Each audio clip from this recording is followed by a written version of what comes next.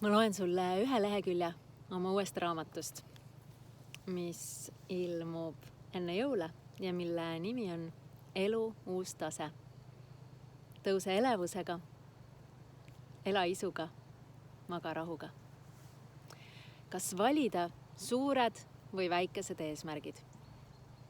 Ikkagi suured, sest need arendavad meid vaimselt isiksuse poolest kiiremini. Need annavad ajale kiirenduse ja sa jõuad vähema ajaga rohkem. Ja nii iga päev kui ka iga aasta. Ajapikku saab see, mis on võimalik ja mis mitte ning kes sa oled ja milleks sa võimeline oled, uue taseme, teise tähenduse. Ja peagi purjetad juba hoopis uute võimaluste maailmas, uuel tasemel.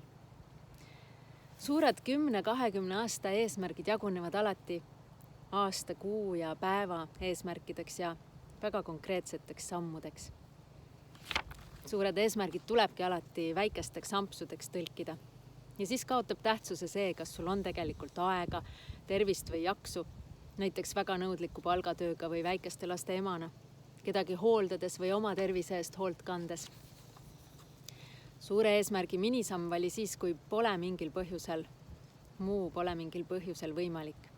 Siis annab see tillukegi samm su elule sihi ja ärkamisele mõtte.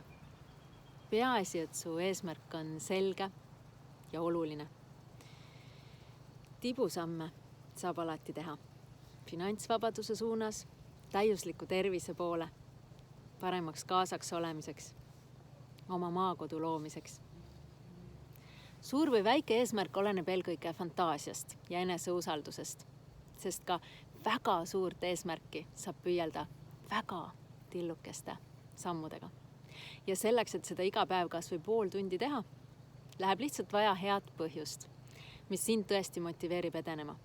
Sinu enda üliolulist põhjust selle suure eesmärgi taga. Kellegi teise põhjused ja ühiskonna ootused vajuvad varsti läbi nagu soomätas, mis on alt tühi ja su käed vajuvad esimeste ebamugavuste või raskustega kohtudes lihtsalt kiiresti rüppe tagasi.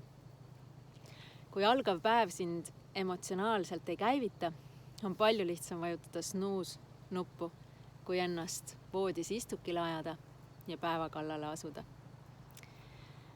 Tavalise, normaalse elu keskpärased eesmärgid ei innusta mitte kedagi.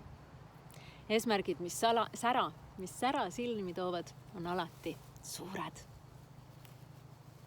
Isegi kui nendeni sammumine võtab aega või nõuab pingutust. Vaata oma valitud eesmärke. Kas need on nii suured, et tekitavad sinus elevust? Kas sa päriselt tahad, et need realiseeruksid?